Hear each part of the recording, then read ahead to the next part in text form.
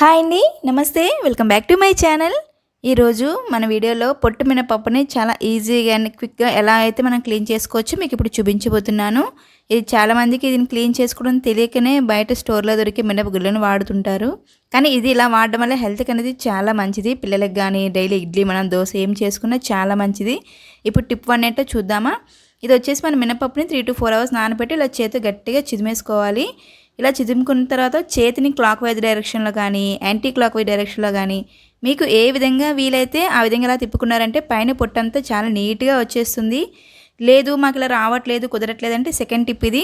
ఇలా ఒక స్ట్రైనర్ తీసుకోవాలి. మనం తీసుకున్న వాటర్ని వేరే స్ట్రైనర్ సహాయంతో కింద వేరే బౌల్ పెట్టి ఇలా జాగ్రత్తగా స్లోగా వంపుకున్నారంటే ఆ పైన పొట్టంతా కూడాను చాలా నీట్గా వచ్చేస్తుంది. ఇలానే మాటికి 2-3 సార్లు వాటర్ అంతా ఇలా చేస్తూ ఉండండి, చాలా క్లీన్గా వచ్చేస్తుంది. ఇది మనం ఆల్రెడీ పప్పు నానబెట్టుకున్న వాటర్ కదా, చూసారు కదా మనకు పొట్టు అనేది ఎంత నీట్గా వచ్చేసిందో. మళ్ళీ ఇప్పుడు ఆ వాటర్ని అంతా వంపేసి ఫ్రెష్గా వేరే వాటర్ని తీసుకోవాలి. ఈ వాటర్ని తీసుకొని మనం చేసిన ప్రతిసారి కూడాను చేతులు గట్టిగా చిదుముకున్నారంటే పప్పు తొక్క అనేది కింద ఏమైనా కొంచెం ఉండిపోయినా సరే పైకి ఇలా తేలుతుంది. అలానే ఒక్కసారిగా వంపేసుకోకూడదు.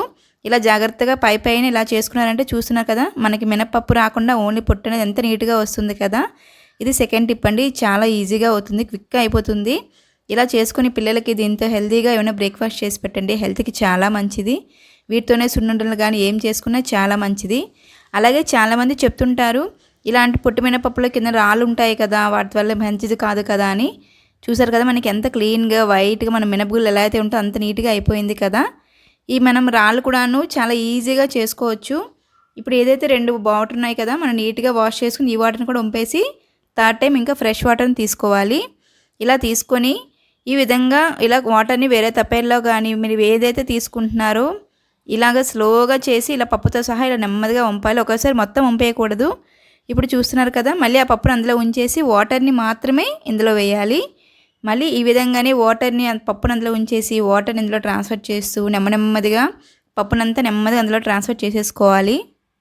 ఇలా చేయడం వల్ల దీని అడుగులో ఏమైనా చిన్నగా రాళ్ళు ఉన్నా కానీ ఏ ఉన్నా సరే లాస్ట్లో అయితే అలా ఉండిపోతాయి. అవి మనం పారేసి నీట్గా క్లీన్ చేసుకొని మనం ఏం చేయాలనుకుంటున్నామో టిఫిన్ అయితే ప్రిపేర్ చేసుకోవడమే.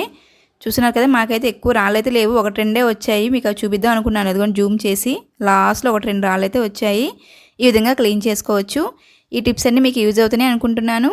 నా వీడియో కానీ మీకు నచ్చినట్లయితే నా ఛానల్ లైక్ చేసి షేర్ చేసి సబ్స్క్రైబ్ చేసుకోవడం మాత్రం మర్చిపోవద్దు. Thank you for watching.